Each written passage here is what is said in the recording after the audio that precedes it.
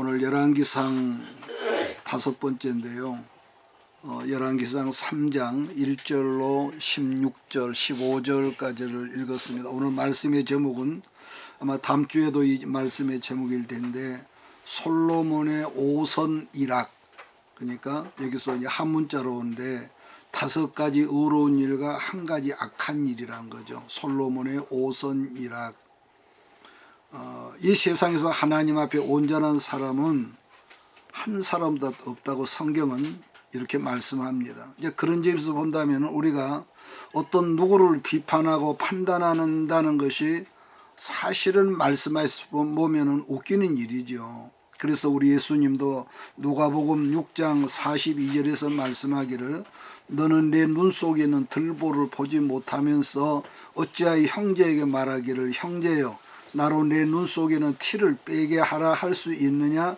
외식하는 자야 먼저 네 눈 속에서 들보를 빼라. 그 후에야 네가 밝히 보고 형제의 눈 속에는 티를 빼리라. 이렇게 말씀하셨던 걸 우리는 기억을 합니다. 자, 그런데 오늘 본문 말씀을 주셨던 열왕기상 3장 1절을 보면은 솔로몬이 이제 젊은 20살의 왕이 된 다음에 맨 처음으로 잘못한 것 하나가 뭐냐면은 애굽 왕 바로의 딸 그 공주와 결혼한 이야기가 맨 먼저 등장을 하고 있습니다.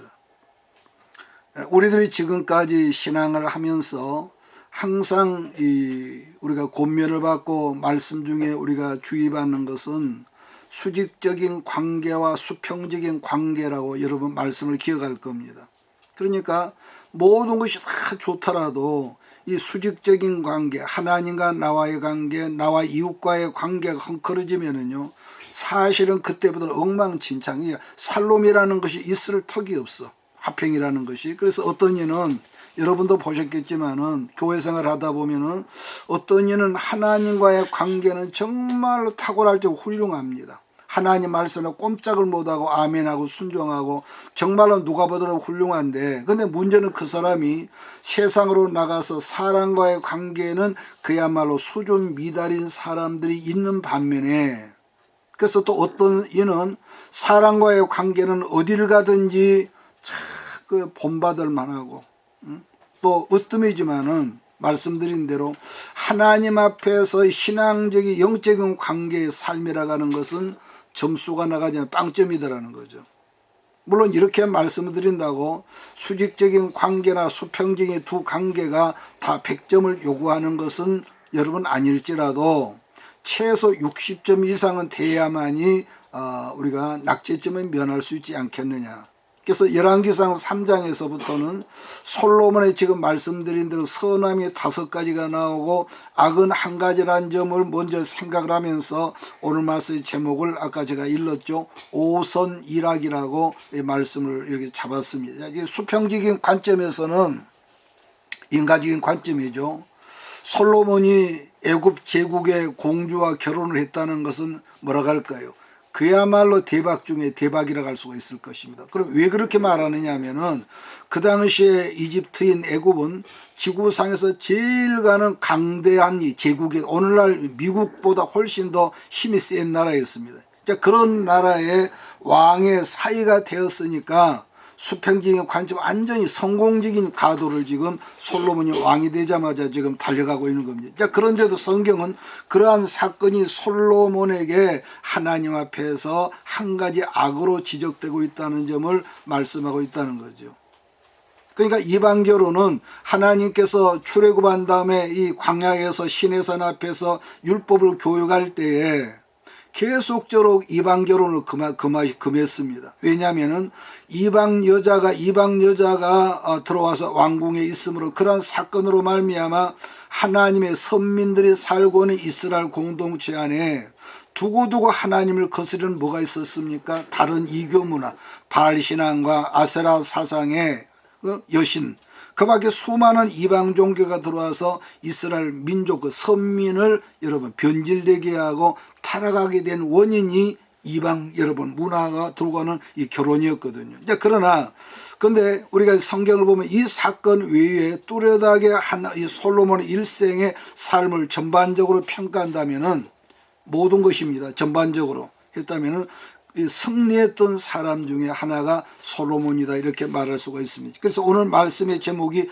오선일학이라고 그랬는데, 그렇다면은 솔로몬에게 선이란 뭐냐고 묻는다면은 본문 성경 3절에서도 말하고 있죠. 솔로몬은 하나님을 지극정성으로 사랑했다. 그가 이 왕이 되는 초기에 말이죠. 우리 문화권에서는 사람을 감정적으로만 생각하는, 이 사랑을 감정적으로만 생각하는 그런 경향이 많습니다.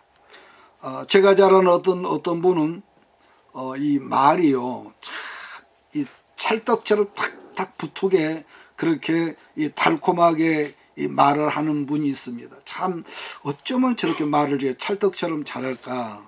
그 말소리에 달콤한 꿀이 뚝뚝 흐르게 하는 그런 분들이 있거든요. 그런 반면에 나는 그 녹음된 내 말소리를 들어보면은, 야, 이건 저런 사람에 비하면은 나는 너무너무 사무적이구나, 율법적이구나, 그런 걸 내가 느낄 때가 있는데, 자, 그런데 성경에서 말하는 하나님을 사랑한다는 것은 우리들이 하나님 말씀대로 사는 것을 하나님을 사랑하는 사람이 이렇게 말씀한다는 겁니다. 두 번째로는 하나님의 사랑이란 예배를 통해서, 예배를 통한 반드시 뭐가 있습니까?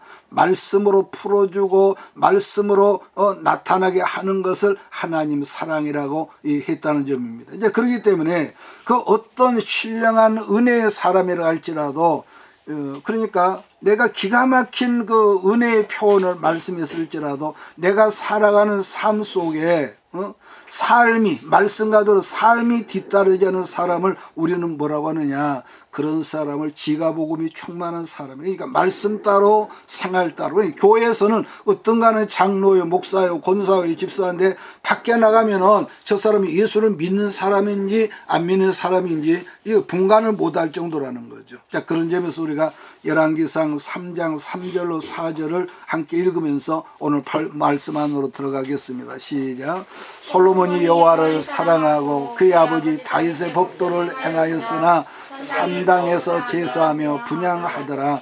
이에 왕이 제사로 기본으로 가니 거기는 산당이 큼이라. 솔로몬이 제단에 1,000번제를 드렸더니, 여러분 지금 읽은 말씀을 보면 솔로몬 왕이 기본 산당으로 가서 1,000번의 제사를 드렸더니 그날 밤에 하나님께서 꿈에 오셔서 너무너무 기뻐하면서 솔로몬에게 전무후무한, 오늘식으로 말하면 백지수표를 주셨다고 그랬습니다. 하나님께서 솔로몬에게 백지수표를 주신 내용을 보면은 하나님이 그랬다는 거죠. 솔로몬아, 내가 네한테 뭘 주면 좋겠니? 말해라 그랬더니, 돈이나 원수를 멸하는 것은 오래 사는 그런 소원을 말하는 게 아니라 하나님께서 자기에게 맡기신 사명, 백성들을 올바로 인도할 수 있는 지혜를 주십시오 이랬다는 거죠. 그랬더니 하나님은 너무너무 솔로몬의 그 기도가 마음에 들어서 여러 가지 은사도 주시고 했지만은 전무후무한 최고의 선물인 지혜를 주셨다고 그렇게 말씀했습니다. 그랬을 때 솔로몬은 주시는 은사였던 지혜를 가지고 다시금 뭐합니까? 신본주의 나라를 이렇게 세워나갔던 겁니다. 솔로몬이 은사를 받은 다음에 16절부터 보면 대표적으로 재판에 관한 이런 말씀이 여러분 나와 있지 않습니까? 저는 올 한 해를 우리가 이렇게 시작하면서 여러분들 모두가 하나님께 기도하고 기도해서 여러 가지 은사를 받아서 나를 자랑하고 나를 강구하는 그 천한 인격의 사람이 아니라 오직 하나님 나라를 높이고 하나님을 자랑하는 그 일에 여러분들이 귀한 그릇으로 쓰임받게 되기를 주의 이름으로 축복합니다. 3장 1절을 제가 있습니다. 솔로몬이 애굽왕 바로와 더불어 혼인관계를 맺어 그의 딸을 맞이하고 다윗성에 데려다가 두고 자기의 왕궁과 여호와의 성전과 예루살렘 주위의 성의 공사가 끝나기를 기다리니라. 이렇게 이 열왕기상 3장을 시작하는데, 위에서도 제가 잠깐 언급했지만은 3장 1절 말씀을 보면은 얼핏 솔로몬의 여러분 성공담이 있단 말이에요. 왜냐하면은 아까 제가 말했죠. 이집트라는 애굽 나라는 그 당시 전 세계에서 제일 잘 살고 잘 되는 강대한 나라라게 제국이었습니다. 제국. 그런 점에서 요한계시록 17장을 여러분 읽어보면은 그 당시에 전 세계에서 제일 잘 나가는 제국이 큰 산으로 표현되는 그 일컬어지는 7나라가 나오는데 맨 먼저 나오는 나라가 애굽이거든요. 애굽. 첫째가 그는 애굽이고 둘째가 아수르였고 세 번째가 바벨론이었고 네 번째가 메데파사 페르시아, 그 다음이 헬라 제국, 그 다음이 로마 제국이고 그리고 일곱 번째가 오늘날 지금 열왕 시대입니다. 열왕. 열 나라가 아니라 열 나라, 열왕. 그 다음에 일곱째인 일곱나팔, 또 일곱대접, 일곱천사, 그러니까 계시록에서 일곱이라는 모든 숫자는 완전 숫자 아닙니까? 그러니까 일곱이라는 숫자는 우리가 볼 때 환란이요, 재앙이요, 축복이요 여러 가지 우리가 표현할 수 있지만은 그 일곱이라는 숫자가 나타나는 데는 반드시 하나님께 직접적으로 개입하셨다는 상징적인 숫자가 일곱의 칠수라는 거예요. 그러니까 1, 2, 3 성부, 성자, 성령은 3이거든요. 그 다음에 4라는 숫자는 동서남북. 그러니까 하늘과 땅의 숫자를 더하면은 칠수인 완성 숫자가 되지만은 거기에서 하나를 빼면 뭐가 됩니까? 육수인 땅의 숫자, 사단의 숫자라고 말하는. 그래서 계시록에서 666을 뭐라고 하냐? 사단의 숫자가 이렇게 등장을 한다는 겁니다. 역사적으로 첫째 강대한 나라는 애굽이란 말이에요. 그런데 그런 강대한 나라의 공주와 결혼해서 세상에서 제일 잘 나가는 이방 여자가 지금 하나님을 모르는 나라에서 출생한 그 이방 여자가 아버지 다윗성에서 성전이 건축되고 왕궁이 건축되고 또 예루살렘 성이 준공되기를 기다리면서 이방 여자가 지금 하나님의 도성 안에 들어온 겁니다. 왜냐하면은 왕궁 건설이 끝날 때까지 그곳에서 기다리게 한 거죠. 그러니까 솔로몬이 하나님의 지혜의 은사를 받아서 우리가 성경을 보면은 여러 가지의 그 아주 탁월하게 사용했지만은 솔로몬이만 그 은사를 받아 제일 많이 사용한 것은 건축에 관한 것이었다고 봅니다. 건축. 그러니까 하나는 처음에 뭡니까? 왕궁이고 두 번째는 하나님의 그 예루살렘 성전이고 그 다음에 세 번째가 예루살렘 성벽 공사입니다. 자, 그런데 하나님은 신명기 17장에서 심심당부한 거 하나가 있었는데 왕이 된 사람은 첫째 뭘 많이 두지 말라고 그랬습니까? 기억합니까? 첫째가 여자입니다. 여자를 많이 두지 말 것이고 둘째는 은금을 많이 두지 말 것이고 셋째가 말을 많이 두지 말 것이라 말씀했습니다. 그러니까 여기서 하나님이 금하신 것은 그것이 적을 때는 이건 여러분들하고 똑같을 겁니다. 물질이 없을 우리가 얼마나 가난할 수가 있고 나보다 조금 힘센 사람이 굽실배 할 수가 있는데 근데 문제는 여러분과 내가 어느 순간에 그 사람을 뛰어넘는 아주 부유한 자가 됐다. 그러면 과거처럼 굽실배 될까요? 모르긴 몰라도 어려울 겁니다. 특히 훈련이 안 됐다면. 그래서 왜냐하면은 하나님께서 금하신 것을 많이 두면은 그것들이 내 마음을 돌이켜서 하나님을 잊어버리고 하나님을 떠나게 될까 해서 그러니까 말을 전쟁터에는 말이 굉장히 필수적이지 않습니까? 오늘 탱크나 비행기처럼. 근데 말이 없으면은 전쟁을 못하죠. 세상적인 관점에서. 근데 우리가 다윗을 보면은 전쟁이 이기면 수없는 많은 말을 놓이게 되는데 말 뒷굽에 힘줄을 끊어버렸다고 그랬습니다. 왜? 말을 의지하면 하나님을 의지하지 않는다는 것을 이 다윗이 알았단 말이에요. 그러면은 왜 하나님의 사람들이 하나님께 엄청난 복을 받았는데 또 하나는 분명 그 모든 복을 주시는 이는 다른 분이 아니라 하나님이신데 왜 하나님께서 재물을 많이 쌓아놓지 마라, 말을 많이 두지 마라, 여자를 많이 이렇게 당부했을까? 근데 여기서 우리가 제가 몇 번 했습니다만 신명기 8장 12절을 보면 이런 말씀이 있거든요. 네가 먹어서 배부르고 두 번째 아름다운 집을 짓고 거주하게 되며 또 네 소와 양이 짐승들이 많이 번성하며 내 은금이 많아지며 네 소유가 이렇게 풍부하게 될 때에 그 다음에 뭐라고 했습니까?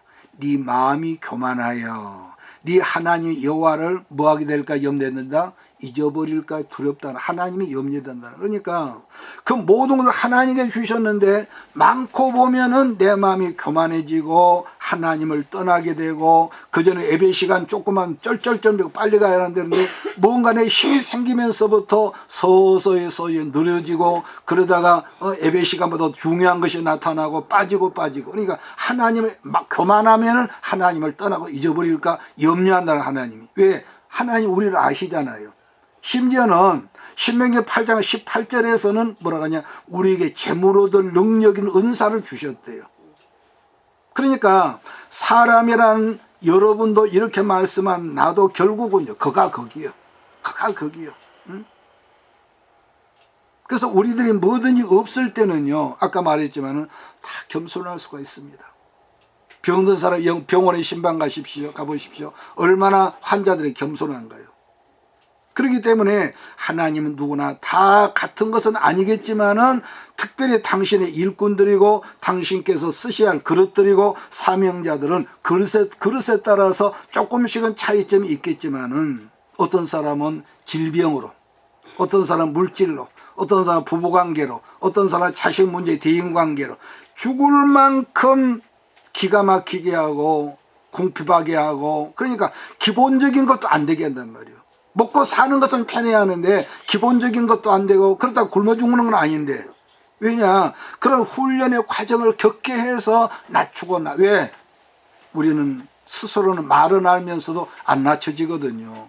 그래서 특히나 신명기에서 하나님 왕된 자는, 하나님 왕된 사람은 여자를 많이 두지 말라는 말은 아마 여기서는 이런 것 같아요.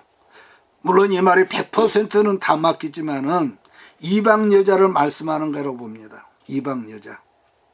고대 시대는요, 왜냐, 모든 나라들이 이웃나라와 합평조약을 맺을 때는 어떤 뭐가 있었냐, 반드시 상대편의 나라의 공주를 데려와서 내 아내를 삼아야 하고 내 딸을 보내서 우리 딸이 상대편 왕의 여러분 그 첩이 되어야 했습니다.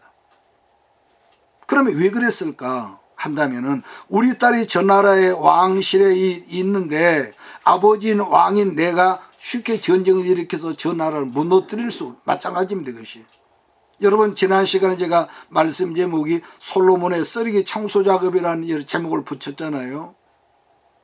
그러니까 이런 겉모습은 그 사람이 아무리 건강해 보여도 사람이 이렇게 나이가 들고요, 이 몸이 늙고 피부에 주름살이 생기고 머리카락이 빠지고, 그 원인이 뭐냐? 의사들은 말하기를 우리 몸에 이 염증이 많이 생기면 그런 현상이 나온대. 그래서 아침에 우리가 식초 얘기를 했습니다만, 그러니까 그 염증 때문에 수많은, 그러니까 반드시 피가 더러워지, 먹는 것이 너무 기름져지고, 그러면은 가장 먼저 피가 더러워진단 말이에요. 피가 더러워져 온갖 질병 것들이 생긴 겁니다. 그러니까 그 염증 때문에 수많은 병들이 우리 몸에 생긴다고 말하기 때문에 식초를 많이 먹어라, 양파를 많이 먹어라, 이렇게 보편적으로 건강을 다루는 사람이 그렇게 말합니다. 그러니까 마찬가지로 우리들이 한 분이신 예수를 믿지만은 신본주의 사상으로 교회나 가정이나 국가나 한 개인이나 한 국가라도 성장하고 성숙해지려면은 영적인 쓰레기는 인본주의를 청소해야 한다는 것인데, 그 첫 번째가 솔로몬에게 누구였습니까? 첫 번째 청소 제목이 아도니아였고, 둘째가 요압이고, 셋째가 누구였습니까? 셋째가 아비아달이죠. 아비아달. 자, 그런데 본문의 상황이라는 것은 일찍이 하나님께서 매번 금하셨던 이방 여자를 네 아내로 두지 말라 했던 일을 첫 번째로 이 솔로몬이 범한 것이죠. 자, 그런데도 이 성경을 보면 지금 당장은 하나님께 그 일로 인하여서 솔로몬을 책망하시다는 말씀이 어느 곳에도 없습니다. 그냥 모르게 해도 아직까지도 솔로몬이 하나님을 사랑하고 떠난 상태는 아니었기 때문에 하나님께서 미리 모세를 통하여서 그렇게 강조를 했는데 거기에 대해서 일절 언급이 없어요. 그러니까 우리 몸 안에 있는 여러 가지 질병도요, 그 질병이 시작될 때는 어떻습니까? 설령 그 사람이 암이 생겼다고 하더라도 아무런 증상이 처음에는 없다고 그러죠. 근데 문제는 염증이 몸에 많아지고 그 문제가 점점 커지다 보면은 이제는 그 몸 안에 있던 어떤 거냐, 부스럼이거든요. 계시록 보면은 말세는 부스럼이 많다고 그랬거든요. 종기. 이것이 오늘날 문자로 보면 그게 암입니다. 그래서 이것이 암이 그 사람 창자에 생기든지 피부에 생기든지 여러 군데 생기면은 이게 옮겨간다는 거예요. 전이가 되든지. 오늘날은 그러니까 우리가 어렸을 때는 위생 상태가 안 좋고 수질이 안 좋았기 때문에 아이들이요, 한 반에 그때는 120명, 130명, 목사님이 이 초등학교 다닐 때는. 그러니까 위생 상태가 안 되니까 머리를 안 감으니까요, 머리도 손도 그냥 까치발이 시커하고 머리가 부스럼이 생겨가지고요, 그냥 교실에 들어가면은 굵은 똥파리가요, 머리만 여자이고 남자이고 붙어있어. 파리가 또 이가 얼마나 많아. 이가 그 똥이.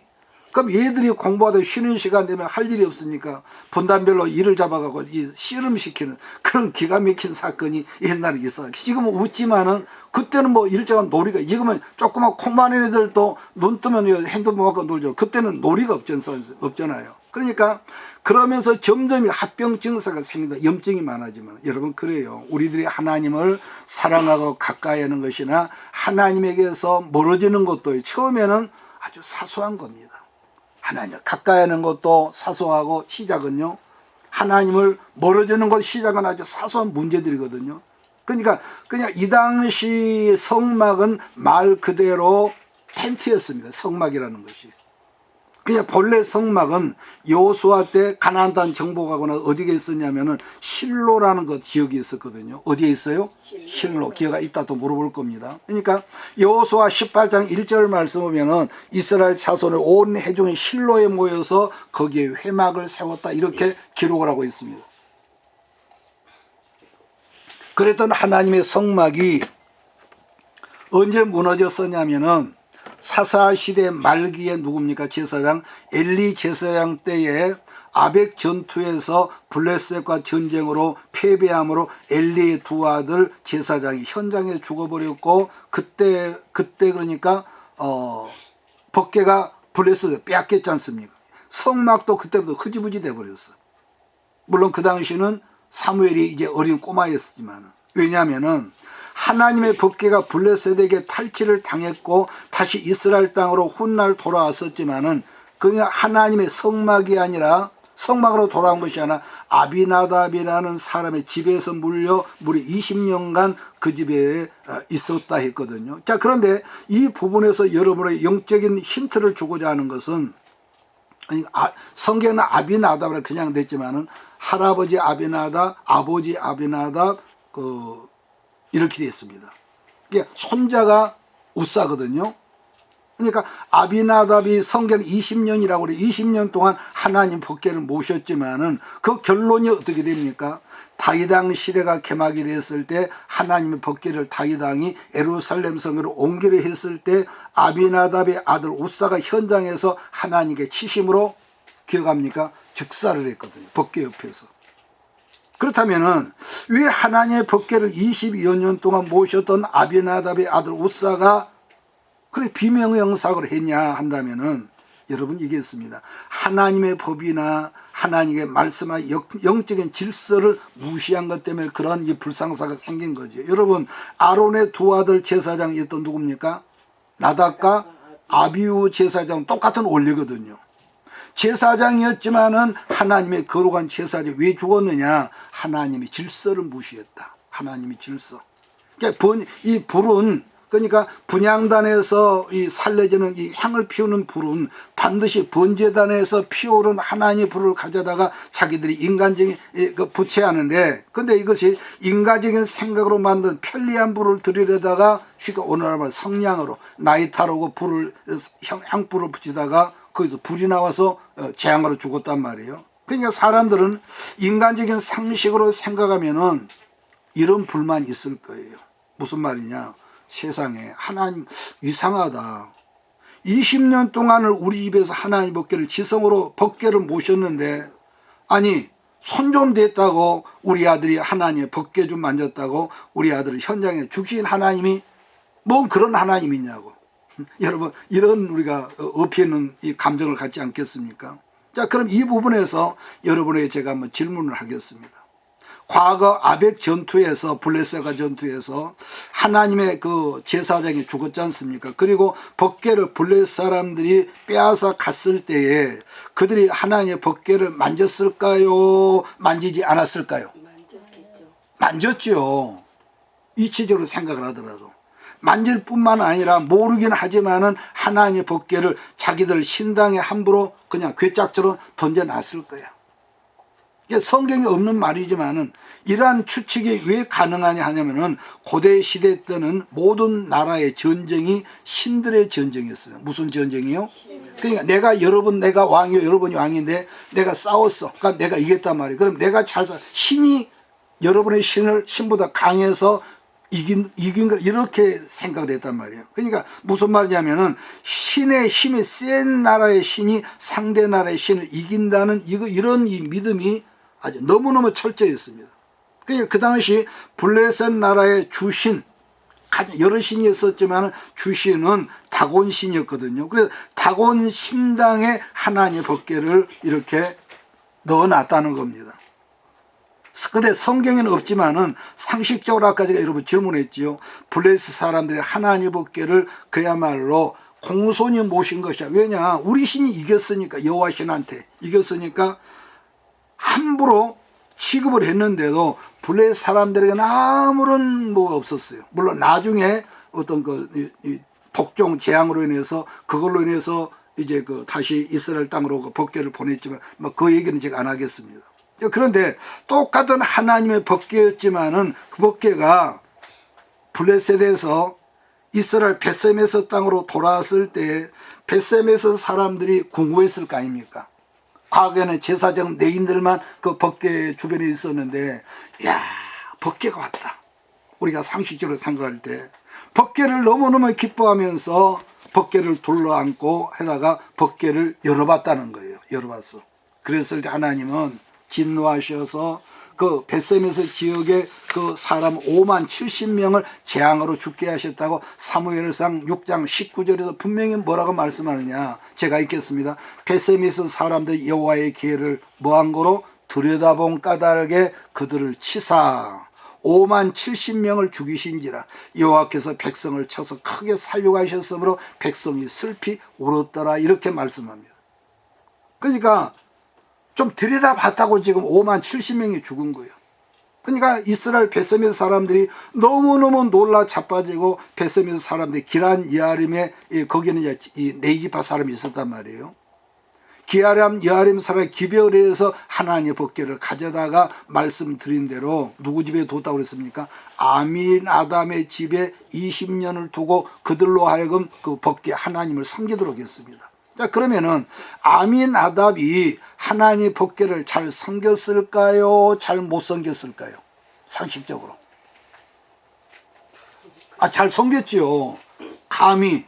왜냐하면 얼마 전에 함부로 했다가 5만 70명이 죽은 것을 안단 말이에요. 옆에 동네니까. 그러니까 너무너무 지엄한 법궤니까 두려워하면서 잘 섬겼을 거라고 봅니다. 성경에 안 나온 말이면. 그러니까, 그런데 문제는 훗날 법궤를 다윗이 왕이 되고 나서 하나님의 법궤를 다윗성으로 예루살렘에서 옮기고자 할 때에 레인들이 법궤를 매야 하는데 다윗이 아마 당황했던 것 같아요. 너무는 사람이 너무 좋아하면은요, 예를 들어서 돈 없던 사람이 돈이 빵 터지면은 막 쩔쩔 맨다고 그러거든요. 그래서 그 사모했던 법궤를 예루살렘 성으로 옮긴다고 하니 막 마음이 들떴던 것 같아. 성경은 분명히 이 레이지파 사람들이 이 어깨에다 매야 하는데 새 수레를 아주 멋지게 만들어가고 소가 끄는 수레에다가 법궤를 싣고 옮기고 잘 때는 했단 말이에요. 근데 가다가 왠지 모르게 소들이 벌떡벌떡 뛰는 바람에 법궤가 어떻게 했습니까? 땅에 떨어진단 말이에요. 그랬을 때 곁에 서 있었던 아미나답의 아들 우사가 그 법궤를, 왜? 땅에 떨어지면 안 되니까 얼른 붙잡았습니다. 그러면은 우사의 그런 행동이 잘한 겁니까? 잘못한 겁니까? 여러분 식으로 대답하세요. 잘한 거지요. 잘못한 거 없습니다. 자, 그런데도 하나님은 우사를 그 현장에서 단번에 죽였단 말이에요. 그러니까 이 사건은 국가적인 엄청난 큰 행사였는데 현장에서 아미나답의 아들 우사가 즉사하니까 그야말로 오늘날 문자로 사람들 속에 멘붕이 온 것 아니겠습니까? 두렵고 떨려서 어떻게 할 수가 없죠. 어떻게 수습할 수가 없으니까 다윗도 겁이 났을 거 아니겠습니까? 그래서 다윗 왕이 사건이 일어난 그 주변에 있던 오벳 에돔의 집으로 하나님의 법궤를 옮겼다고 성경은 말씀합니다. 그런데 오벳 에돔의 집으로 하나님의 법궤를 옮기니 석 달쯤 되니까 어떤 사건이 오벳 에돔 집에 생겼는데 그 소문이 이스라엘 전체에 나고 그 소문이 다윗의 귀에까지 들렸다고 하거든요. 자, 그러면은 이 사건의 현장으로 가봅시다. 역대상 13장. 역대상 13장.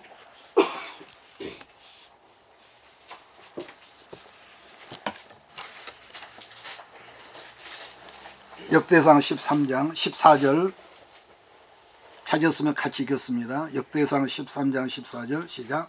하나님의 궤가 오벳에돔의 집에서 그의 가족과 함께 석 달을 있으니라. 여호와께서 오벳에돔의 집에 모든 소에 복을 내리셨더라. 자, 아까 아미나답의 집에 몇 년이 있었다고요? 아미나답의 집에 20년이라고 했거든요. 20년. 근데 이 부분에서 한 가지 우리가 같이 짚고 넘어갈 말씀은 분명 하나님의 법궤가 아미나답의 집에서는 20년이라고 했거든요. 그런데 성경적으로 보면은 이 법궤가 언제 없어졌냐면은 엘리 제사장 때 없어졌거든요. 그 아들들이 홈니와 비나스가 쓸데없는 영웅심으로 전쟁터로 법궤를 가져갔다가 전쟁에 져버리고 그들은 죽고 블레셋에 빼앗겼단 말이에요.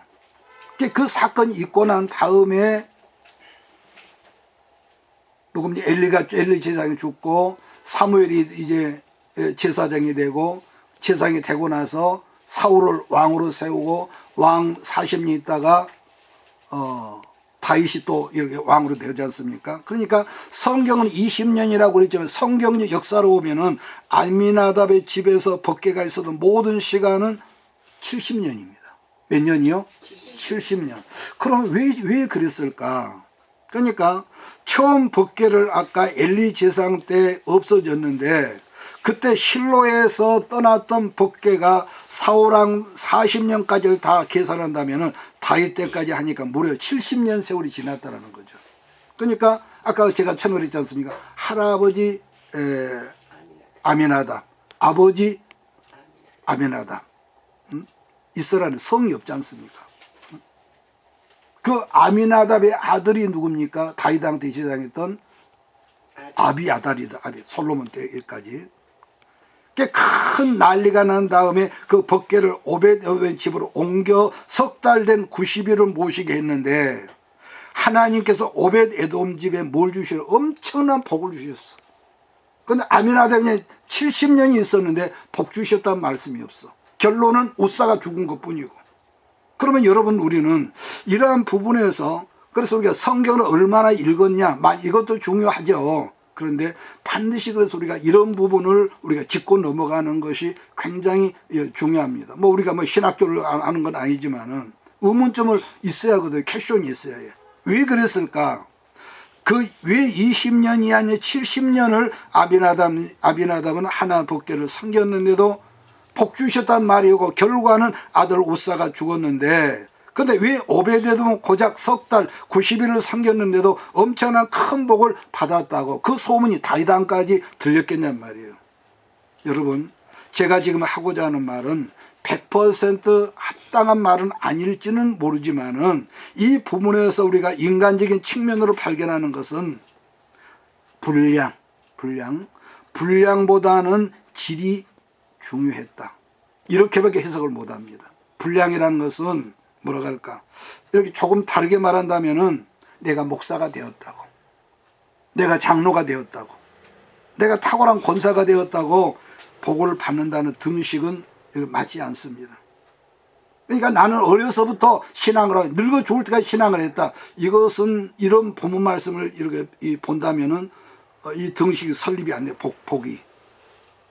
뭘 말하고자 하냐. 가장 중요한 관계입니다. 관계.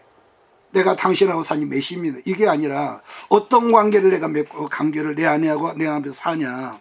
그러니까 어느 날 한 젊은 남자와 한 젊은 여자가 만나서 서로 좋아 사랑해서 부부가 되어 살고 있었단 말이에요. 그래서 아들 딸하고 잘 살아.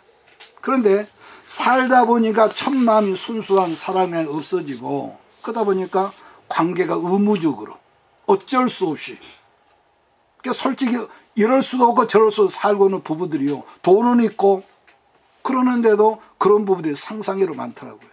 그러니까 제가 지금 하고자 하는 말은 한 사람의 부부, 한 사람의 가정의 삶 가운데 풍랑이 불고 비바람이 치지만은 그래서 매번 서로서로 피곤하지만 그럼에도 불구하고 나는 내 남편을 사랑하고 그럼에도 불구하고 내 아내를 사랑한다면 그런 부부는 정말로 좋은 사랑의 관계의 부부였다 이렇게 말할 수 있을 겁니다. 그런데 본문에 나타나는 오벳 에돔의 신앙과 아미나답의 영적인 것을 짧게 제가 설명한다면은 아미나답은 섬기긴 섬겼지만은 어떻게 섬겼냐. 법적인 관계, 의무적인 관계로 말한다면은 오벳 에돔은 하나님을 비록 짧은 석 달이었지만은 정말로 지극정성으로 사랑하는 관계로 말할 수 있다는 그런 점을 제가 말하고 싶어요. 그래서 제가 가끔 여러분 그런 말 하죠. 똑같은 선물이지만은 마지못해서 선물하는 것과 사랑하고 존경하고 하는 그래서 이건요 영적으로 엄청난 차이가 있습니다.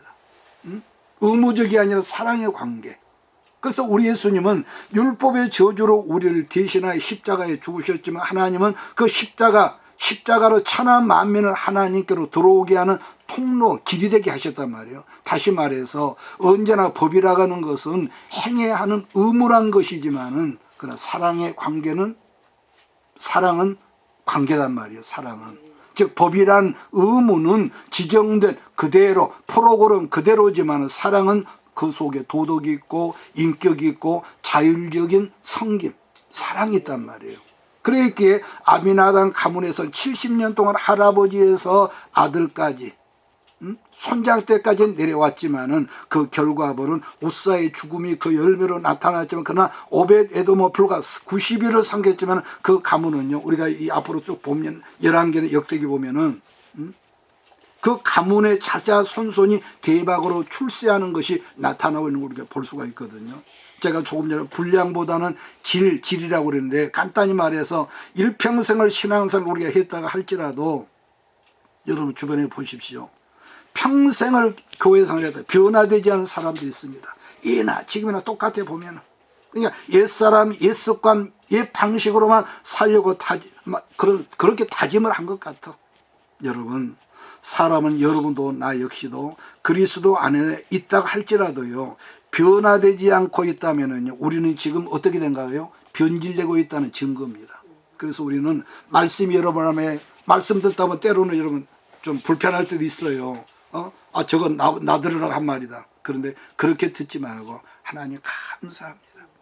찔림이 있을 때 회개가 되고 찔림이 있을 때 하나님 죄송합니다. 말씀을 통해 나를 발견하신 거 그럴 때 우리가 겸손을 배운 거 아니겠습니까? 그래서 어떤 사람들은 자기는 포도나무로 자기를 막 자랑을 해요. 우리 주변의 그 지인들도 자기는 사과나무로 막 자랑을 하는 분들이 있어요. 그런데도 신기한 것은 몇십 년 전이나 몇십 년 후 지금이나 자기는 포도나무 자기는 사과나무라 자랑을 한데도 그 사람의 살아는 산 가운데 열려서 나타난 열매들은 소담스러운 포도나무 소담스러운 여러분 사과 열매가 아니라 들포도가 열려있다는 거죠.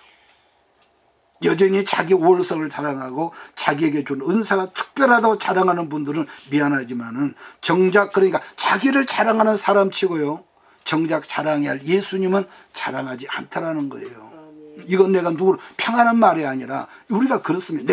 내 자랑할 것이 많으면은요 예수 자랑 안 한다니까요. 자, 다시 본문으로 들어가서 오늘 말씀을 끝내겠습니다. 그러니까 실로에 있었던 성막이 첫 번째 무너지고 난 다음에 다시 어디에 하나님의 성막이 세워졌냐. 아이둡 제사장의 아들 중에 아히멜렉의 아들 중에서 아비아달 제사장 때까지는요, 녹당이라는 곳에 하나님의 뭐가 있었다? 거기에 성막이 있었다. 응? 응?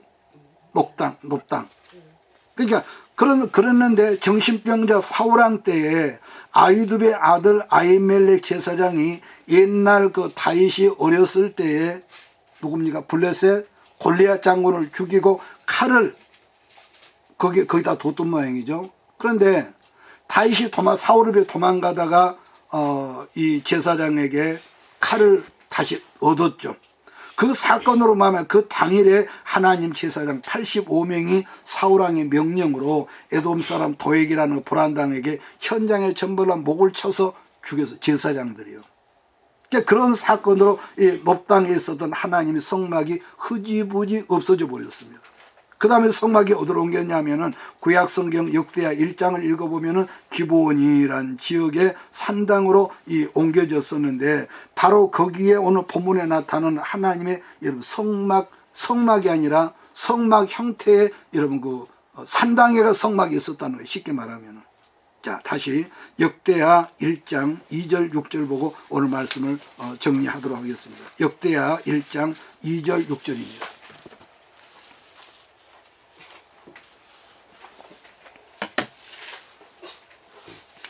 역대하 1장 2절 6절 찾아서 우리 같이 한 목소리 있습니다. 시작.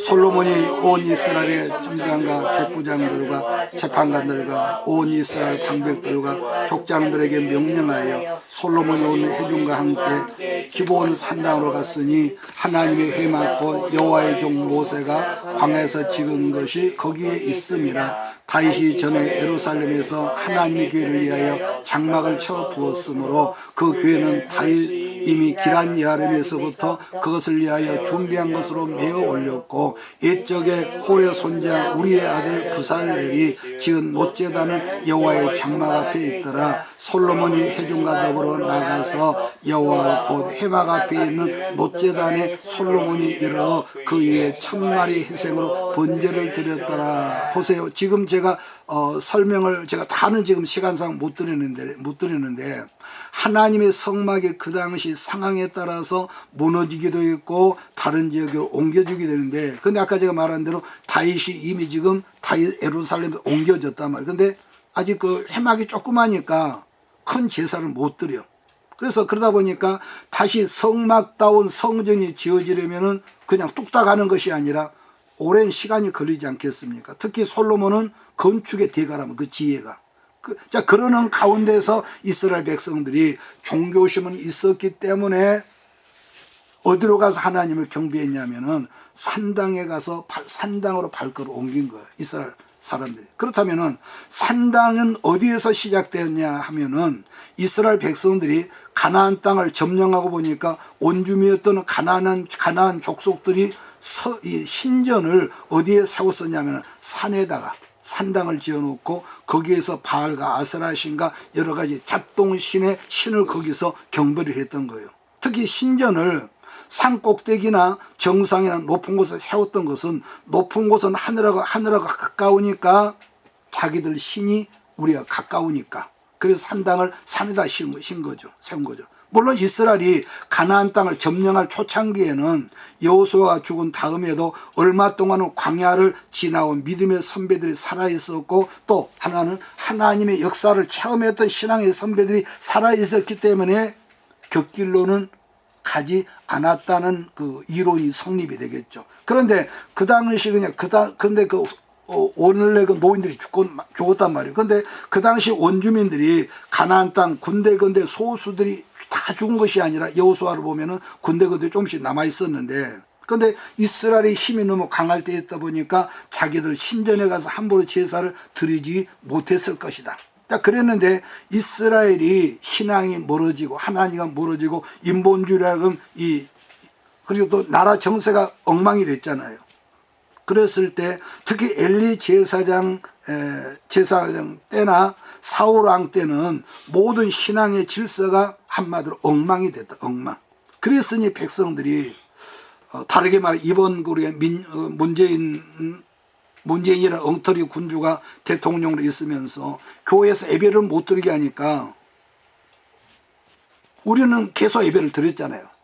우리가 소수였지만. 근데 이 멍청한 우리 목회자들이 텔레비로 예배를 드리자, CCTV로 해가지고 드리자면서 교인들이 집에서 예배를 드리고, 그래서 코로나가 끝나면 다시 들어올 것이라 했는데 그 바람에 15,000개가 공식적으로 한국 교회에서 교회가 없어져 버렸다고 말이에요. 올 줄 아는데 안 와. 교인들이 안 와.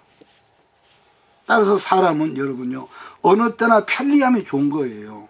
편리함을 추구해야지만 문제는 편리를 추구하면서부터 너무 자연스럽게 신앙이 날라리가 되고 신앙이 이렇게 세상적으로 오염된다는 것. 이것이 바로 창세기 5장과 6장에서 나타나는 하나님의 아들들과 사람의 딸들의 합해졌다고 똑같거든요. 자, 그래서 신명기 12장 5절로 6절 말씀은 하나님은 이렇게 말합니다. 오직 너희 하나님 여호와께서 자기의 이름을 두시려고 너희 모든 지파 중에 택하신 곳, 계실 곳으로 찾아가서 이렇게 말합니다. 계실 곳 찾아가서 너희의 번제와 너희 제물과 너희 11조와 너희 손의 거제와 너희 서원제와 낙헌의 물과 너희 소와 양의 처음 난 것들을 너희는 그리로 가져가서 드리라고 그랬단 말이에요. 또 11절을 보면은 너희는 너희 하나님 여호와께서 자기 이름을 두시려고 택하신 곳으로 내가 명령하는 것을 모두 가지고 갈지니 곧 너희의 번제와 너희 희생과 너희 11조와 너희 손의 거제와 너희가 하나님께 서원하는 모든 아름다운 이 서원물을 그리로 가져가 드리라고 그랬습니다. 그러니까 그래서 그런 점에서 요즘 그 전도하는 그 분들을 말을 들어보면은 전도가 되면 흔히 뭐라고 하냐, 가까운 교회로 나가세요. 그게 참 그 듣기는 좋거든요. 그런데 저는 그것이 대단히 잘못된 방식이라고 생각합니다. 왜냐하면 여러분은 젊은 남자들이 결혼을 할 때에 처갓집이 바로 우리 집하고 가까우니까 그 집의 아가씨가 좋은 아가씨다. 이건 말이 아니죠. 마찬가지입니다만은 이 세상에 가는 곳마다 교회들이 있죠. 그러잖아요. 있지만은 교회 건물이 크기 때문에, 교회 건물이 화려하기 때문에, 그 교회는 사람들이 많이 모이기 때문에, 아니 예배당 시설이 최고로 첨단을 좋기 때문에 그 교회는 좋은 교회라는 말은요, 어불성설입니다. 제 말 이해하십니까? 여러분, 그건 말이 안 돼요. 예배당 건물이 크니까, 사람이 많이 모이니까, 시설이 좋으니까. 그러면은 마지막으로 끝내면서 어떤 교회로 나가라고 말을 해줘야 하냐 하면은, 왜냐하면은 우리 주변에도 복음교회도 신천지도 있고 하나님의 교회도 있고 그러기 때문에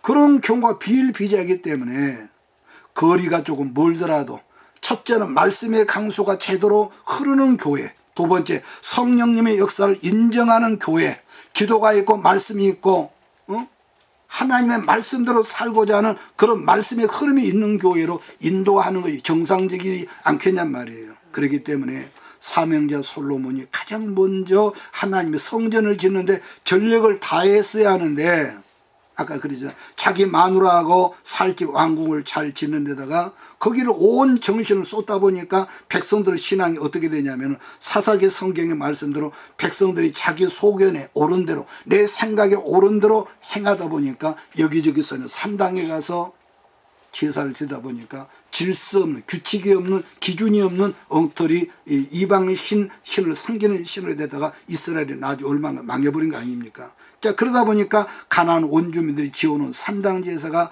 계속 되어질 수밖에 없었다는 원리입니다. 거기에 대한 말씀이 열왕기상 3장 2절인데 거기 말씀이 있고 오늘 말씀 끝내겠습니다. 같이 읽습니다. 그때까지 여호와의 이름을 위하여 성전을 아직 건축하지 아니하였으므로 백성들이 산당에서 제사하며. 자, 다음 시간에 이 말씀을 이어서 이것이